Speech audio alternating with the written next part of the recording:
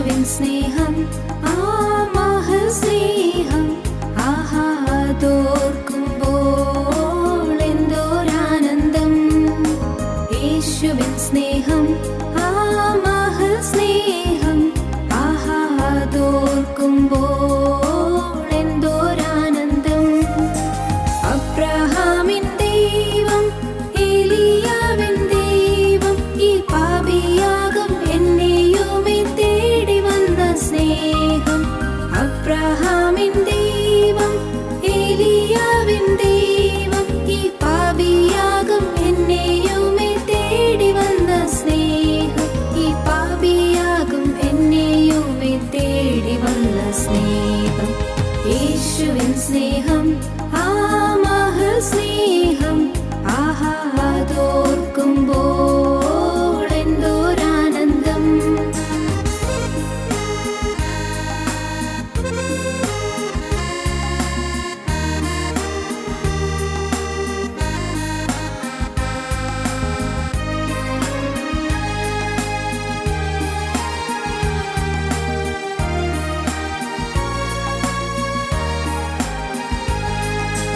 ഗോൽഗോഥാവിൻ മുകളിൽ സർവ്വലോക പാപ പരിഹാരമായി തൂങ്ങി മരിച്ചുയർത്തോരു സ്നേഹം. ഗോൽഗോഥാവിൻ മുകളിൽ സർവ്വലോക പാപ പരിഹാരമായി തൂങ്ങി മരിച്ചുയർത്തോരു സ്നേഹം. പരിഹാരമായി തൂങ്ങി മരിച്ചുയർത്തോരു സ്നേഹം. യേശുവിൻ സ്നേഹം ആ മഹൽ സ്നേഹം ആഹാ അതോർക്കുമ്പോൾ എന്തോരാനന്ദം. ഞങ്ങളും ക്രൂശിക്കപ്പെട്ട ക്രിസ്തുവിനെ പ്രസംഗിക്കുന്നു. ദൈവ തിരുനാമത്തിന് മഹത്വം ഉണ്ടാകട്ടെ. രൂത്തിൻ്റെ പുസ്തകത്തിൽ നിന്നാണ് നാം കഴിഞ്ഞ ചില ദിവസങ്ങളായി ചിന്തിച്ചു വരുന്നത്. രൂത്തിൻ്റെ പുസ്തകം വേദപുസ്തകത്തിലൊരു കഥാഗ്രന്ഥമാണ് എന്ന് ഞാൻ പറഞ്ഞത് നിങ്ങൾക്ക് ഓർമ്മ കാണുമല്ലോ. രൂത്തിൻ്റെ പുസ്തകവും എസ്തേറിൻ്റെ പുസ്തകവുമാണ് വേദപുസ്തകത്തിലുള്ള കഥാഗ്രന്ഥങ്ങൾ. രൂത്തിൻ്റെ പുസ്തകം കയ്പിൻ്റെ കഥയാണ് തരുന്നത്, ദുരിതത്തിൻ്റെ കഥയാണ് തരുന്നത്, കയ്പേറിയ ജീവിതം.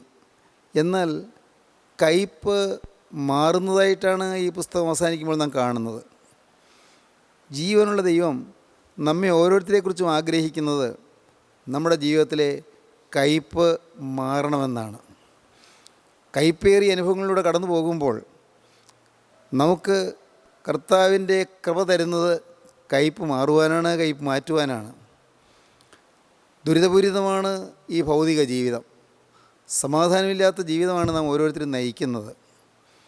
ദുഃഖം നിറഞ്ഞ ജീവിതത്തിൽ ഒരിറ്റ് ആശ്വാസത്തിന് വേണ്ടി നമ്മുടെ പലരുടെയും ഹൃദയങ്ങൾ കേഴുകയാണ്.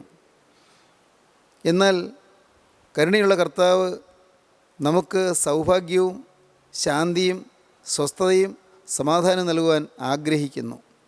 രൂത്തിൻ്റെ പുസ്തകത്തിൽ നാം കാണുന്ന സവിശേഷത അതാണ്.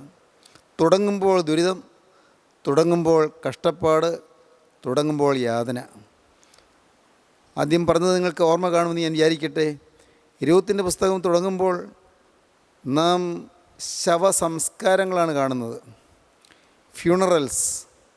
എന്നാൽ ഈ ദുരിതം നിറഞ്ഞ, ദുഃഖം നിറഞ്ഞ, വിഷാദഭരിതമായ ജീവിതത്തിൽ ഫ്യൂണറലിൽ ആരംഭിച്ചിട്ട് വെഡ്ഡിങ്ങിൽ അവസാനിക്കുന്നതായിട്ടാണ് നാം കാണുന്നത്, ഒരു വിവാഹത്തിൽ അവസാനിക്കുന്നതായിട്ടാണ് കാണുന്നത്.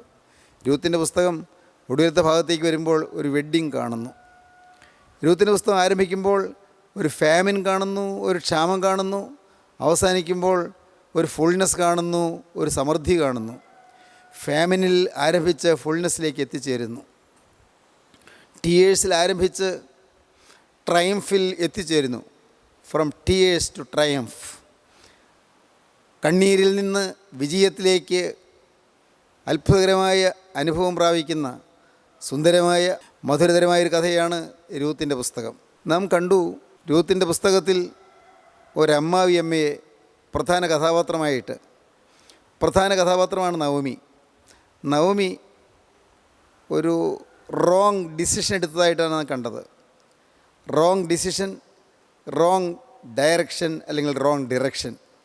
റോങ് ഡിസിഷൻ എടുത്തു, റോങ് ഡിറക്ഷൻ കൊടുത്തു. അമ്മായിയമ്മയായി നവമി പറയുകയാണ്, മരുമക്കളോട് പറയുകയാണ്, എൻ്റെ മക്കളെ, ഞാൻ ഏതായാലും എൻ്റെ നാട്ടിലേക്ക് മടങ്ങി പോവുകയാണ്. ഞാൻ ബേത്ലഹേമിലേക്ക് മടങ്ങി പോവുകയാണ്. തെറ്റായിപ്പോയി എൻ്റെ ഡിസിഷൻ. ഞാൻ മോവാബ് ദേശത്തേക്ക് പോരണ്ടായിരുന്നു. ഈ നാട്ടിലേക്ക് ഞാൻ വരാതിരിക്കുകയായിരുന്നു നല്ലത്. ഇവിടെ വന്നപ്പോൾ എനിക്ക് നഷ്ടമാണ് ഉണ്ടായത്. എൻ്റെ ഭർത്താവ് മരിച്ചു, എൻ്റെ ആൺമക്കൾ 2 പേരും മരിച്ചു.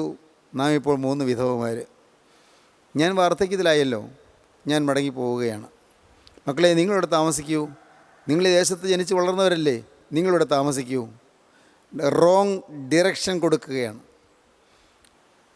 മോവാബിലേക്ക് പുറപ്പെട്ടത് റോങ് ഡിസിഷനായിരുന്നു, തെറ്റായ ഒരു തീരുമാനമായിരുന്നു. എന്നാൽ ഇപ്പോൾ തിരിച്ച് ബേത്ലഹേമിലേക്ക് പോരുമ്പോൾ നവമി കൊടുക്കുന്നത് റോങ് ഡിറക്ഷനാണ്. ഞാൻ പോകുന്നു, നിങ്ങൾ എൻ്റെ കൂടെ പോരണ്ട എന്ന്. നമുക്ക് ആ ഭാഗം വായിക്കാം. രൂത്തിൻ്റെ പുസ്തകം 1-ാം അധ്യായത്തിൻ്റെ 11-ാം വാക്യം മുതൽ നമുക്ക് വായിച്ച് കേൾക്കാം. അതിന് നവോമി പറഞ്ഞത്, എൻ്റെ മക്കളെ, നിങ്ങൾ മടങ്ങിപ്പോയിക്കൊള്ളുവീൻ. എന്തിന് എന്നോടുകൂടെ പോരുന്നു? നിങ്ങൾക്ക് ഭർത്താക്കന്മാരായിരിക്കാൻ ഇനി എൻ്റെ ഉദരത്തിൽ പുത്രന്മാരുണ്ടോ? എൻ്റെ മക്കളെ, മടങ്ങിപ്പോയിക്കൊള്ളുവീൻ. ഒരു പുരുഷന് ഭാര്യയായിരിക്കാൻ എനിക്ക് പ്രായം കഴിഞ്ഞുപോയി. അല്ല, അങ്ങനെ ഒരാശ എനിക്കുണ്ടായിട്ട് ഈ രാത്രി തന്നെ ഒരു പുരുഷനെ ഭാര്യയായി പുത്രന്മാരെ പ്രസവിച്ചാലും അവർക്ക് പ്രായമാകുവോളം നിങ്ങൾ അവർക്കായിട്ട് കാത്തിരിക്കുമോ? നിങ്ങൾ ഭർത്താക്കന്മാരെ എടുക്കാതെ നിൽക്കുമോ? അതുവേണ്ട എൻ്റെ മക്കളെ.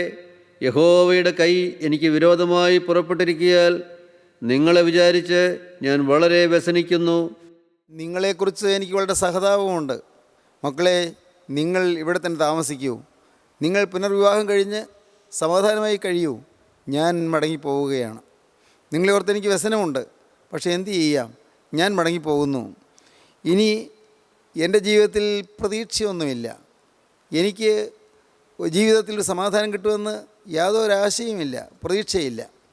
എൻ്റെ ആശയെല്ലാം വരണ്ടുണങ്ങിപ്പോയല്ലോ, എൻ്റെ പ്രതീക്ഷ അസ്തമിച്ചു പോയല്ലോ. മക്കളെ, നിങ്ങൾ ഇവിടെ തന്നെ താമസിക്കൂ. നിങ്ങൾ മോവാബിൽ തന്നെ താമസിക്കൂ. ഞാൻ പോകുകയാണ്. സഹോദരങ്ങളെ, ഈ റോങ് ഡിറക്ഷൻ കിട്ടിയപ്പോൾ ഒരാൾ റൈറ്റ് ഡിസിഷൻ എടുത്തു, മറ്റൊരാൾ റോങ് ഡിസിഷൻ എടുത്തു. ഓർപ്പ അമ്മായിയമ്മയെ ചുംബിച്ച് പിരിഞ്ഞു. എന്നാൽ രൂത്തോ അമ്മായിയമ്മയോട് പറ്റി നിന്നു. 14-ാം വാക്യം വായിക്കാം. അവർ പിന്നെയും പൊട്ടിക്കരഞ്ഞു. ഓർപ്പ അമ്മായിയമ്മയെ ചുംബിച്ച് പിരിഞ്ഞു. രൂത്തോളോട് പറ്റി നിന്നു. ഓർപ്പ അമ്മായിയമ്മയെ ചുംബിച്ച് പിരിഞ്ഞു. അമ്മയുടെ അഭിപ്രായം സ്വീകരിച്ചു, മോവാബിലേക്ക് പിരിഞ്ഞുപോയി. എന്നാൽ രൂത്ത് അമ്മായിയമ്മയോട് പറ്റി നിന്നു, റൈറ്റ് ഡിസിഷൻ എടുത്തു. എന്താണ് രൂത്തിൻ്റെ റൈറ്റ് ഡിസിഷൻ? നമുക്ക് വായിക്കാം. 15-ാം വാക്യം നമുക്ക് വായിക്കാം. അപ്പോൾ അവൾ, നിന്റെ സഹോദരി നിന്റെ ജനത്തിൻ്റെയും തൻ്റെ ദേവൻ്റെയും അടുക്കൽ മടങ്ങിപ്പോയല്ലോ, നീയും നിന്റെ സഹോദരിയുടെ പിന്നാലെ പൊയ്ക്കൊള്ളുക എന്ന് പറഞ്ഞു. അതിന് രൂത്ത്, നിന്നെ വിട്ടുപിരിവാനും നിന്റെ കൂടെ വരാതെ മടങ്ങിപ്പോകുവാനും എന്നോട് പറയരുതേ. നീ പോകുന്നിടത്ത് ഞാനും പോരും, നീ പാർക്കുന്നിടത്ത് ഞാനും പാർക്കും. നിന്റെ ജനം എൻ്റെ ജനം, നിന്റെ ദൈവം എൻ്റെ ദൈവം. നീ മരിക്കുന്നിടത്ത് ഞാനും മരിച്ച് അടക്കപ്പെടും.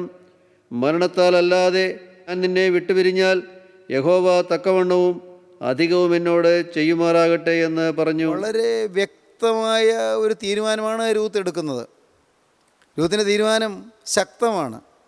നിന്നെ വിട്ടുപിരിയാൻ എനിക്ക് സമ്മതമല്ല. നിന്നെ വിട്ടുപിരിയാൻ എന്നോട് പറയരുതേ. നിന്നെ വിട്ടുപിരിയുവാനും നിൻ്റെ കൂടെ വരാതെ മടങ്ങിപ്പോകുവാനും എന്നോട് പറയരുതേ. നീ പോകുന്നിടത്ത് ഞാനും പോരും, നീ പാർക്കുന്നിടത്ത് ഞാനും പാർക്കും.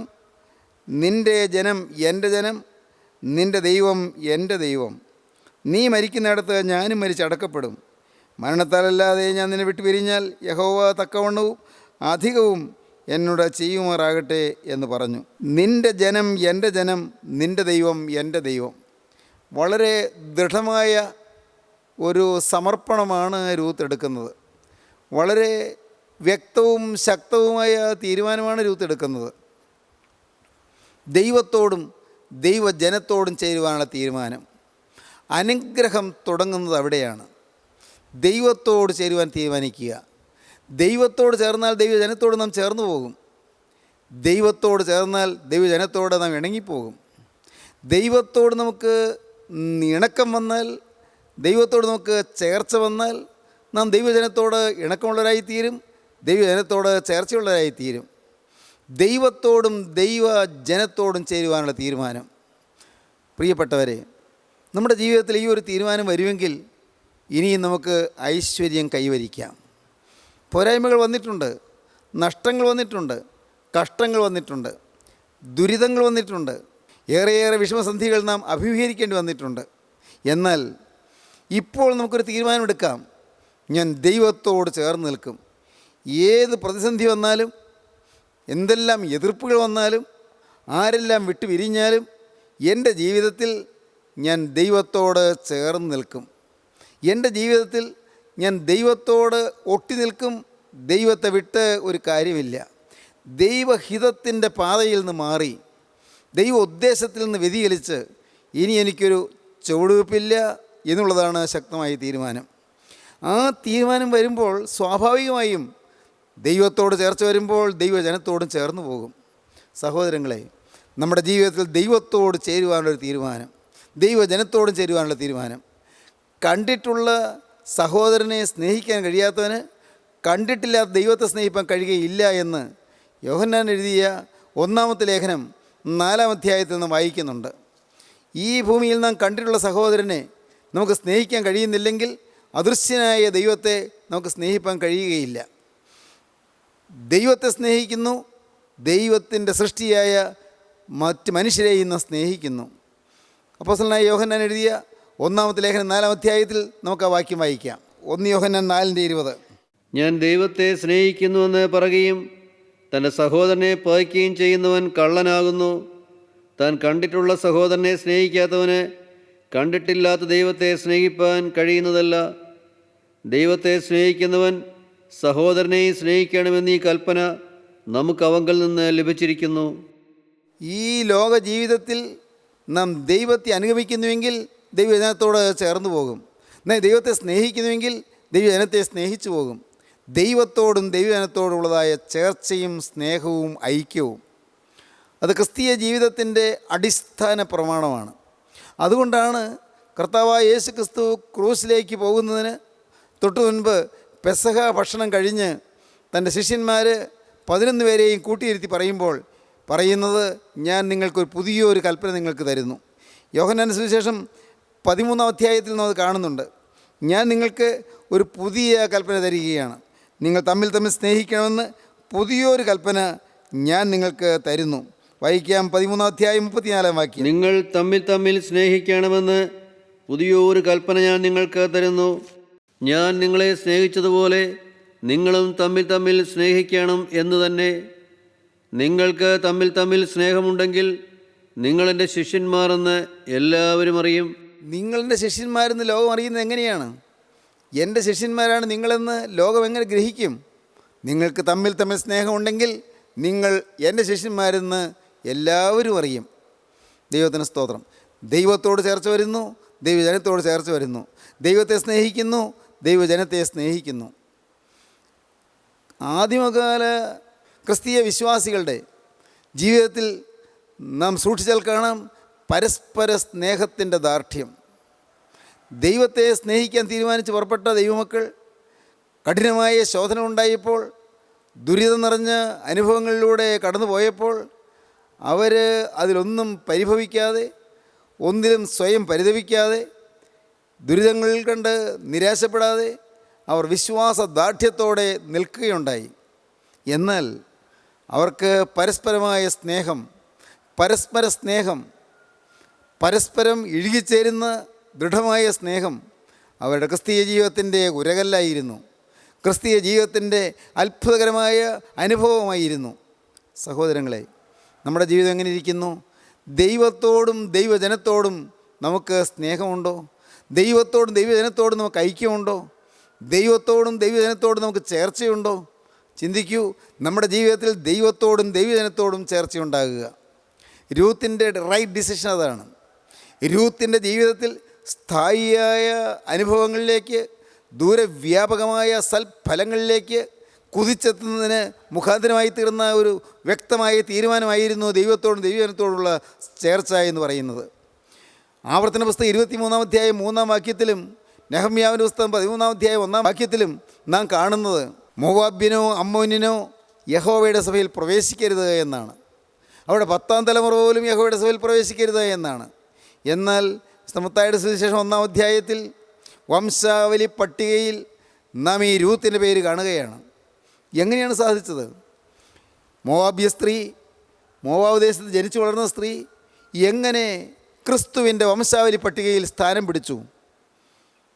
ആ വംശാവലി പട്ടിക നോക്കിയാൽ നമുക്ക് കാണാം 5 സ്ത്രീകൾ ഒരു കാരണവശാലും ദൈവസഭയിൽ വരാൻ സാധ്യതയില്ലാത്തവരാണ്. ദൈവത്തിന് സ്തോത്രം. ദൈവജനത്തോടെ നടക്കുവാൻ സാധ്യതയില്ലാത്തവർ, ദൈവത്തിൻ്റെ സഭയിൽ പ്രവേശിക്കാൻ സാധ്യതയില്ലാത്തവർ, ദൈവിക സമൂഹത്തിൽ പ്രവേശനം കിട്ടാൻ അർഹതയില്ലാത്തവർ. എന്നാൽ അവർ ആ 5 സ്ത്രീകളും വംശാവലി പട്ടിക നോക്കിയാൽ കാണാം 5 സ്ത്രീകളും അവർ ദൈവസഭയിൽ പ്രവേശിക്കുന്നു. എന്തൊരു അത്ഭുതം!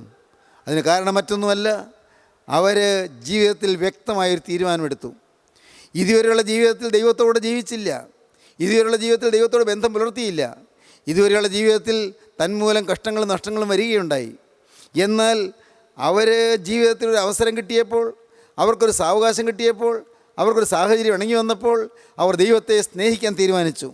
മത്തായിയുടെ സുവിശേഷം 1-ാം അധ്യായത്തിൽ നാം കാണുന്നുണ്ട്, 1 താമാർ സ്വന്തം അമ്മാവിയപ്പനുമായി അശുദ്ധമായ ബന്ധം പുലർത്തിയ ഒരു സ്ത്രീയാണ് താമാർ. ആ സ്ത്രീ ദൈവജനത്തിൻ്റെ സമൂഹത്തിൽ വന്നു ചേരാൻ ഒരു സാധ്യതയില്ലാത്തവളാണ് താമാർ. നമുക്ക് വായിക്കാം 3-ാം വാക്യം. യഹൂദ താമാരിൽ പാരസിനെയും സാരഹിനെയും ജനിപ്പിച്ചു. താമാരിൽ പാരസിനെ ജനിപ്പിച്ചു, സാരഹിനെയും ജനിപ്പിച്ചു. യഹൂദായുടെ ആ വംശത്തിൽ അമ്മായിപ്പനുമായി ബന്ധം പുലർത്തിയ ഒരു സ്ത്രീയാണ് താമാർ. ആ താമാരൻ്റെ വംശാവലിയിൽ, ആ ക്രിസ്തുവിൻ്റെ വംശാവലി പട്ടികയിൽ താമാർ സ്ഥാനം പിടിക്കുന്നു. വീണ്ടും നമുക്ക് വായിക്കാം 5-ാം വാക്യം. ശലോമോൻ രാഹാബിൽ ബോവസിനെ ജനിപ്പിച്ചു. രാഹാബ് എന്ന വേശ്യ എന്നാണ് വേദപുസ്തകം പറയുന്നത്. റാഹാബ് എന്ന വേശ്യ സ്ത്രീയാണ്. അവളുടെ പേര് തന്നെ വേദപുസ്തകത്തിൽ അങ്ങനെയൊരു ഒരു ഒരു അല്പം പ്രയാസമുണ്ടാക്കുന്നൊരു പേരാണ്. വേദപുസ്തകത്തിൽ അരുതാത്ത ജീവിതം നയിച്ച വേശ്യയായ ഒരു സ്ത്രീ, ആ സ്ത്രീ വംശാവലി പട്ടികയിൽ പേര് പ്രാപിച്ചു. തുടർന്ന് വായിക്കാം. ബോവസ് രൂത്തിൽ ഓബേദിനെ ജനിപ്പിച്ചു. ഈ രൂത്ത് മോവാബി പെൺകുട്ടി, ബോവസ് രൂത്തിൽ ഓബേദിനെ ജനിപ്പിച്ചു. ഓബേദ് ഇശായിയെ ജനിപ്പിച്ചു. ഇശായി ദാവീദിനെ ജനിപ്പിച്ചു. ദാവീദിൻ്റെ 14-ാം തലമുറയിൽ കർത്താവായ യേശു ക്രിസ്തു ജനിച്ചു. ദൈവത്തിന് സ്തോത്രം. പ്രിയപ്പെട്ടവരെ, 1 താമാർ, 2 രാഹാബ്, 3 രൂത്ത്, 4 അടുത്ത വാക്യം വായിക്കാം. ഇശായി ദാവീദ് രാജാവിനെ ജനിപ്പിച്ചു. ദാവീദ് ഊരിയാവിൻ്റെ ഭാര്യയായിരുന്നവളിൽ ശലോമോനെ ജനിപ്പിച്ചു. ദാവീദ് ഊരിയാവിൻ്റെ ഭാര്യയായിരുന്നവളിൽ ശലോമോനെ ജനിപ്പിച്ചു. ഊരിയാവിൻ്റെ ഭാര്യയായ ബത്ശേബ ഏറ്റവും ഹീനമായ ജീവിതം നയിച്ചു. സ്വന്തം ഭർത്താവ് ജീവിച്ചിരിക്കെ, സ്വന്തം ഭർത്താവ് വീട്ടിലില്ലാത്ത സമയത്ത് അവൾ ദാവീദിൻ്റെ കൊട്ടാരത്തിലേക്ക് പോകേണ്ടി വന്നു. അവളുടെ ആഗ്രഹപ്രകാരമല്ല പോയത്, പക്ഷേ അവൾ വ്യഭിചാരം ചെയ്യാനിടയായി. അങ്ങനെയുള്ള ബത്ശേബ ഈ വംശാവല പട്ടികയിൽ വരികയാണ്. ഊരിയാവിൻ്റെ ഭാര്യയായിരുന്നവളിൽ ശലോമോനെ ജനിപ്പിച്ചു. ദൈവത്തിന് സ്തോത്രം. ദൈവീക സഭയിൽ പ്രവേശിപ്പാൻ സാധ്യതയില്ലാത്ത സ്ത്രീകൾ ദൈവസഭയിൽ പ്രവേശിക്കുന്നു. ഓർക്കുക, ഇന്ന് ജീവിതത്തിലേക്ക് തിരിഞ്ഞു നോക്കിയാൽ ദുഃഖകരമായ പലതും സംഭവിച്ചവരെ യുവാക്കളെ കേൾക്കുന്നുണ്ടാകും.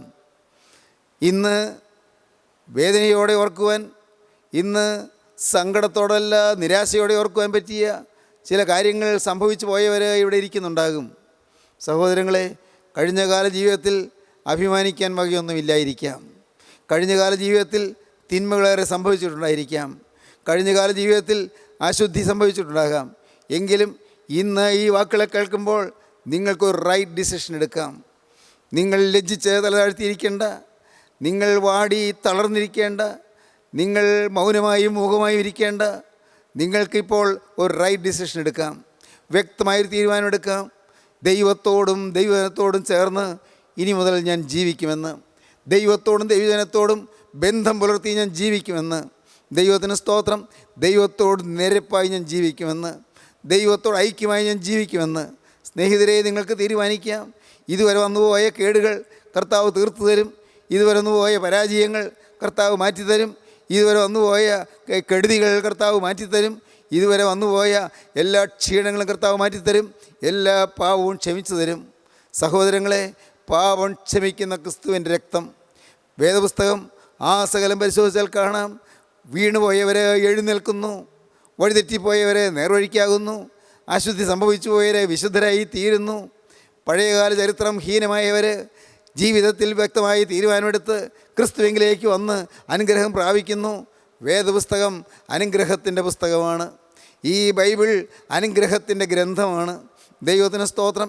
ഏതൊരു മനുഷ്യനും ക്രിസ്തുവിനെ കൈക്കൊള്ളുമ്പോൾ അവൻ നിത്യനായ ദൈവത്തിൻ്റെ മകനായി തീരുന്നു, മകളായി തീരുന്നു. ദൈവത്തിന് സ്തോത്രം. അവനെ കൈക്കൊണ്ട് അവൻ്റെ നാമത്തിൽ വിശ്വസിക്കുന്ന ഏവർക്കും ദൈവ മക്കളാകുവാൻ അവൻ അധികാരം കൊടുത്തു. ഏവർക്കും അണ്ടർലൈൻ ചെയ്യേണ്ടതാണ്. അതിൽ ആരെയും മാറ്റി നിർത്തിയിട്ടില്ല. യേശുക്രിസ്തുവിനെ നിങ്ങൾ കൈക്കൊള്ളുമോ? യേശുവിനെ നിങ്ങളുടെ രക്ഷകനായി നിങ്ങൾ സ്വീകരിക്കുമോ? യേശുവിനായി നിങ്ങളുടെ ഹൃദയം നിങ്ങൾ തുറക്കുമോ? യേശുവിനെ നിങ്ങളുടെ നാഥനായി സ്വീകരിക്കുമോ? യേശുവിനായി നിങ്ങളുടെ ഉള്ളു തുറന്ന് നിങ്ങൾ യേശുവിനെ നിങ്ങളുടെ ഹൃദയത്തിൽ നിങ്ങൾ പ്രതിഷ്ഠിക്കുമോ? നാഥ, എൻ്റെ ഹൃദയത്തിലേക്ക് കടന്നു വരണമേ എന്ന് നിങ്ങൾക്ക് യാചിക്കാൻ പറ്റുമോ? ക്രിസ്തു നിങ്ങളുടെ ജീവിതത്തിലേക്ക് വന്നാൽ കഴിഞ്ഞതെല്ലാം മറക്കുമെന്ന് നിങ്ങൾക്ക് വിശ്വസിക്കാൻ പറ്റുന്നുണ്ടോ? കഴിഞ്ഞകാല ജീവിതങ്ങളെല്ലാം മറക്കും. ഇത് മീഖാ പ്രവാചകൻ്റെ പുസ്തകം 7-ാം അധ്യായം 18-ാം വാക്യം മുതൽ വായിക്കുമ്പോൾ കാണാം അകൃത്യം ക്ഷമിക്കുന്ന ദൈവമെന്ന്. ദൈവത്തിന് സ്തോത്രം. യോഹന്നാന് സുവിശേഷം 1-ാം അധ്യായം 12-ാം വാക്യത്തിലാണ് പറഞ്ഞത്, അവനെ കൈക്കൊണ്ട്, ക്രിസ്തുവിനെ കൈക്കൊണ്ട് അവൻ്റെ നാമത്തിൽ വിശ്വസിക്കുന്ന, ക്രിസ്തുവിൻ്റെ നാമത്തിൽ വിശ്വസിക്കുന്ന ഏവർക്കും ദൈവമക്കളാകുവാൻ അവൻ അധികാരം കൊടുത്തു എന്ന്. മീഖാ പ്രവാചകൻ എന്ത് പറയുന്നു നമുക്ക് വായിക്കാം. മീഖാ പ്രവാചക പുസ്തകം 7-ാം അധ്യായം 18-19 വാക്യങ്ങൾ നമുക്ക് വായിക്കാം. അകൃത്യം ക്ഷമിക്കുകയും തൻ്റെ അവകാശത്തിൽ ശേഷിപ്പുള്ളവരോട് അതിക്രമം മോചിക്കുകയും ചെയ്യുന്ന നിന്നോട് സമനായ ദൈവം ആരുള്ളൂ. അവൻ എന്നേക്കും കോപം വെച്ചുകൊള്ളുന്നില്ല. ദയയിലല്ലോ അവന് പ്രസാദമുള്ളത്. അവൻ നമ്മോട് വീണ്ടും കരുണ കാണിക്കും. നമ്മുടെ അകൃത്യങ്ങളെ ചവിട്ടിക്കളയും. അവരുടെ പാവങ്ങളെയൊക്കെ നീ സമുദ്രത്തിന്റെ ആഴത്തിലിട്ട് കളയും. ദൈവത്തിന് സ്തോത്രം. ഒരു കാലത്തും പൊങ്ങി വരാത്ത വിധത്തിൽ എന്നേക്കുമായി നമ്മുടെ പാപങ്ങൾ നമ്മിൽ നിന്ന് മാറ്റിത്തരും. സ്നേഹിതരെ, നിങ്ങൾ വിശ്വസിക്കൂ. പാപം ക്ഷമിക്കുന്നൊരു ദൈവം, അകൃത്യം മോചിക്കുന്ന ഒരു ദൈവം, കഴിഞ്ഞകാല ജീവിതത്തിലെ കെടുതികൾ മാറ്റുന്ന ദൈവം, ഇന്ന് ലജ്ജാകരമായി നമുക്ക് തോന്നുന്ന, ഇന്ന് നമുക്ക് ആക്ഷേപകരമായി തോന്നുന്ന അനേകം കാര്യങ്ങളുണ്ട്. എന്നാൽ ഇന്ന് അപമാനകരമായി തോന്നുന്ന കാര്യങ്ങൾ എല്ലാം നമ്മുടെ ജീവിതത്തിൽ നിന്ന് മാറ്റി നമുക്ക് അനുഗ്രഹം പ്രദാനം ചെയ്യുന്ന ഒരു ദൈവം, നമ്മുടെ പാപങ്ങൾ ക്ഷമിച്ചു തരുന്ന ദൈവം. യേശുക്രിസ്തുവിൻ്റെ തിരുരക്തം നമ്മുടെ പാപങ്ങൾ കഴുകി തരുന്നു. യേശുക്രിസ്തുവിൻ്റെ തിരുരക്തം നമ്മുടെ പാപങ്ങൾ മോചിച്ചു തരുന്നു. യേശുക്രിസ്തുവിൻ്റെ തിരുരക്തം നമ്മുടെ ജീവിതത്തെ വിശുദ്ധീകരിച്ചു തരുന്നു. ക്രിസ്തു യേശുവിൻ്റെ രക്തം സകല പാപവും പോക്കി നമ്മെ ശുദ്ധീകരിക്കുന്നു. നമുക്ക് വായിക്കാം. റോമർക്കെഴുതിയ ലേഖനം 6-ാം അധ്യായത്തിൽ അപ്പോസ്തലനായ പൗലോസ് പറയുകയാണ്. റോമർക്കെഴുതിയ ലേഖനം 6-ാം അധ്യായത്തിൽ ദൈവത്തിൻ്റെ പരിശുദ്ധാത്മാവ് അപ്പോസ്തലനാവിൽ കൂടി തരികയാണ്. ദൈവത്തിന് സ്തോത്രം. വായിക്കാം 16-ാം വാക്യം മുതൽ. നിങ്ങൾ ദാസന്മാരായി അനുസരിപ്പാൻ നിങ്ങളെ തന്നെ സമർപ്പിക്കുകയും നിങ്ങൾ അനുസരിച്ച് പോരുകയും ചെയ്യുന്നവന് ദാസന്മാരാകുന്നുവെന്ന് അറിയുന്നില്ലയോ? നിങ്ങൾ പാപത്തിൻ്റെ ദാസന്മാരാണ് എന്ന് നിങ്ങൾ അറിയുന്നില്ലയോ? ഒന്നുകിൽ മരണത്തിനായി പാപത്തിന്റെ ദാസന്മാരായിരുന്നാൽ നിങ്ങൾക്ക് മരണമാണ് കിട്ടുന്നത്. ഒന്നുകിൽ മരണത്തിനായി പാപത്തിന്റെ ദാസന്മാർ, അല്ലെങ്കിൽ നീതിക്കായി അനുസരണത്തിന്റെ ദാസന്മാർ തന്നെ. അതിനെ നിങ്ങൾ അനുസരിച്ചാൽ നിങ്ങൾക്ക് നീതി കിട്ടും, നീതീകരണം കിട്ടും, നിങ്ങളുടെ പാപം ക്ഷമിച്ച് കിട്ടും. ഒന്നുകിൽ മരണത്തിനായി പാപത്തിൻ്റെ ദാസന്മാർ, അല്ലെങ്കിൽ നീതിക്കായി അനുസരണത്തിൻ്റെ ദാസന്മാർ. ദൈവത്തിന് സ്തോത്രം. എന്നാൽ വീണ്ടും നമുക്ക് വായിക്കാം. ദൈവത്തിൻ്റെ ദാസന്മാരായി ഇന്ന് നമുക്ക് തീരാം. നാം പാപത്തിൻ്റെ ദാസന്മാരായി ഇന്ന് നമ്മുടെ കഴിഞ്ഞകാല ജീവിതത്തിൽ നിന്ന് മാറി ഇന്ന് ദൈവത്തിൻ്റെ ദാസന്മാരായി നമുക്ക് തീരാം. 17-ാം വാക്യം ഒന്ന് വായിക്കാം. എന്നാൽ നിങ്ങൾ പാപത്തിൻ്റെ ദാസന്മാരായിരുന്നുവെങ്കിലും നിങ്ങളെ പഠിപ്പിച്ച ഉപദേശരൂപത്തെ ഹൃദയപൂർവ്വം അനുസരിച്ച് പാപത്തിൽ നിന്ന് സ്വാതന്ത്ര്യം ലഭിച്ച് നീതിക്ക് ദാസന്മാരായി തീർന്നതുകൊണ്ട് ദൈവത്തിന് സ്തോത്രം. ദൈവത്തിന് സ്തോത്രം. നിങ്ങൾ പാപത്തിൻ്റെ ദാസന്മാരായിരുന്നു, എന്നാൽ ഇപ്പോൾ നിങ്ങൾ ദൈവത്തിൻ്റെ ദാസന്മാരായി തീർന്നതുകൊണ്ട് ഞാൻ ദൈവത്തെ സ്തുതിക്കുന്നു. അപ്പോസ്തലൻ പറയുന്നത്, നിങ്ങൾക്ക് പാപത്തിൽ സ്വാതന്ത്ര്യം കിട്ടി, നിങ്ങൾ പിശാചിൻ്റെ ബന്ധനം അഴിഞ്ഞു കിട്ടി, നിങ്ങൾ ദൈവത്തിൻ്റെ ദാസന്മാരായി തീർന്നുകൊണ്ട് ഞാൻ ദൈവത്തിന് സ്തോത്രം പറയുന്നു. അപ്പോസ്തലൻ പറയുകയാണ്. വീണ്ടും പറയുന്നു, 20-ാം വാക്യം മുതൽ വായിക്കാം. നിങ്ങൾ പാപത്തിന് ദാസന്മാരായിരുന്നപ്പോൾ നീതിയെ സംബന്ധിച്ച് സ്വതന്ത്രരായിരുന്നുവല്ലോ. ദാസന്മാരായിരുന്നപ്പോൾ നീതിയെ സംബന്ധിച്ച് നിങ്ങൾ സ്വതന്ത്രരായിരുന്നുവല്ലോ. നിങ്ങൾക്കന്ന് എന്തോ ഒരു ഫലം ഉണ്ടായിരുന്നു. അങ്ങനെ നിങ്ങൾ പാപത്തിന് ദാസന്മാരായിരുന്നപ്പോൾ എന്തായിരുന്നു അതിൻ്റെ ഫലം? എന്തായിരുന്നു നെറ്റ് റിസൾട്ട്? എന്തായിരുന്നു? എന്തോ ഒരു ഫലം ഉണ്ടായിരുന്നു. ഇപ്പോൾ നിങ്ങൾക്ക് ലജ്ജ തോന്നുന്നത് തന്നെ. ഇന്ന് തിരിഞ്ഞു നോക്കുമ്പോൾ ലജ്ജ തോന്നുന്നു. ഇപ്പോൾ നിങ്ങൾക്ക് ലജ്ജ തോന്നുന്നു തന്നെ. അതിൻ്റെ അവസാനം മരണമല്ലോ. ആ പാപത്തിൽ ദാസന്മാരായിരുന്നപ്പോൾ സംഭവിക്കുന്നത് പാപത്തിൽ മരിക്കുന്നു. നിത്യമായ നാശം, നിത്യമായ നരകമായിരുന്നു അതിൻ്റെ ഫലം. എന്നാൽ ഇപ്പോൾ പാപത്തിൽ നിന്ന് സ്വാതന്ത്ര്യം പ്രാപിച്ച് ദൈവത്തിന് ദാസന്മാരായിരിക്കയാൽ നിങ്ങൾക്ക് ലഭിക്കുന്ന ഫലം വിശുദ്ധീകരണവും അതിൻ്റെ അന്തം നിത്യജീവനുമാകുന്നു. ദൈവത്തിന് സ്തോത്രം. ഇപ്പോൾ നിങ്ങൾക്ക് ലജ്ജ തോന്നുന്നു. പാപത്തിന് ദാസന്മാരായിരുന്നവർ ഇപ്പോൾ ദൈവത്തിന് ദാസന്മാരായി തീർന്നു. അങ്ങനെ നിങ്ങൾ പാപത്തിൽ നിന്ന് സ്വാതന്ത്ര്യം പ്രാപിച്ചു. ദൈവത്തിന് ദാസന്മാരായിരിക്കിയാൽ നിങ്ങൾക്ക് ലഭിക്കുന്ന ഫലം വിശുദ്ധീകരണവും അതിൻ്റെ അന്തം നിത്യജീവനുമാകുന്നു. അന്ന് നിങ്ങൾക്ക് പാപത്തിന് ദാസന്മാരായിരുന്നപ്പോൾ ലജ്ജയായിരുന്നു. ലജ്ജ തോന്നി. ഇന്ന് തിരിഞ്ഞു നോക്കുമ്പോൾ ലജ്ജ തോന്നുന്നു. എന്നാൽ നിങ്ങളിപ്പോൾ പാപത്തിൽ സ്വാതന്ത്ര്യം പ്രാപിച്ചിരിക്കുന്നു. സഹോദരങ്ങളെ, ദൈവത്തോടും ദൈവജനത്തോടും ചേരുക. പാപത്തിൽ സ്വാതന്ത്ര്യം കിട്ടും. നിങ്ങൾ എവിടെയെല്ലാം വീണുവോ അവിടെയെല്ലാം കർത്താവ് നിങ്ങളെ എഴുന്നേൽപ്പിക്കും. യേശു ക്രിസ്തുവിൻ്റെ ആണിപ്പാടുള്ള കരം നിങ്ങളെ ഉദ്ധരിക്കുവാൻ നിങ്ങളെ നേരെ നീട്ടുന്ന ഈ മനോഹരമായ സമയം നിങ്ങളെ തന്നെ ഏൽപ്പിച്ചു കൊടുക്കുകയും നിങ്ങളെ തന്നെ സമർപ്പിക്കുകയും, കർത്താവേ, പാപത്തിൻ്റെ അടിമയായി ഞാൻ ജീവിച്ചു പോയി, തെറ്റുകളേറെ സംഭവിച്ചു പോയി. ഇന്ന് ഞാൻ ദൈവത്തോടും ദൈവത്തോടും ചേരുവാൻ ഒരു റൈറ്റ് ഡിസിഷൻ എടുക്കുകയാണ്. എന്നോട് മനസ്സലിഞ്ഞ് എന്നെ കൈക്കൊള്ളണമേ, എൻ്റെ ഹൃദയത്തിലേക്ക് വരണമേ. സ്നേഹിതരെ, നിങ്ങൾ പ്രാർത്ഥിക്കൂ, ജീവിതം ക്രിസ്തുവിന് സമർപ്പിക്കൂ. നമുക്ക് പ്രാർത്ഥിക്കാം. കാരുണ്യവാനായ ഞങ്ങളുടെ സ്വർഗീയ പിതാവേ, ഈ മനോഹരമായ സമയത്തിനായി ഞങ്ങൾ നിന്നെ സ്തുതിക്കുന്നു. അവിടുത്തെ കരുണയ്ക്കും കൃപയ്ക്കുമായി ഞങ്ങൾ നിന്നെ സ്തുതിക്കുന്നു. നാഥ, തന്ന വചനപ്രകാരം പുതിയ ജീവിതം നയിക്കുവാൻ ഞങ്ങൾക്ക് ഭാഗ്യം തരണമേ. പാപത്തിൽ സ്വാതന്ത്ര്യം പ്രാപിച്ച് ദൈവത്തിൻ്റെ ദാസന്മാരാകുവാൻ ഞങ്ങൾക്ക് കൃപ തരണമേ. പാപങ്ങൾ ക്ഷമിച്ചു തരണമേ. അകൃത്യങ്ങൾ മോചിച്ചു തരണമേ. പുതിയ ജീവിതം ഞങ്ങൾക്ക് നയിക്കുവാനുള്ള സൗഭാഗ്യം തരണമേ. എല്ലാവരെയും അനുഗ്രഹിക്കണമേ. നാഥ, അവിടുത്തെ രണ്ടാമത്തെ വരവിന് വേണ്ടി എല്ലാവരെയും വിശുദ്ധീകരിച്ച് ഒരുക്കണമേ. തിരുനാമം മഹത്വപ്പെടുത്തണമേ. യേശു ക്രിസ്തുവിൻ്റെ രാജകീയ നാമത്തിൽ തന്നെ. ആമീൻ. സ്തോത്രം. ഹല്ലേലൂയ.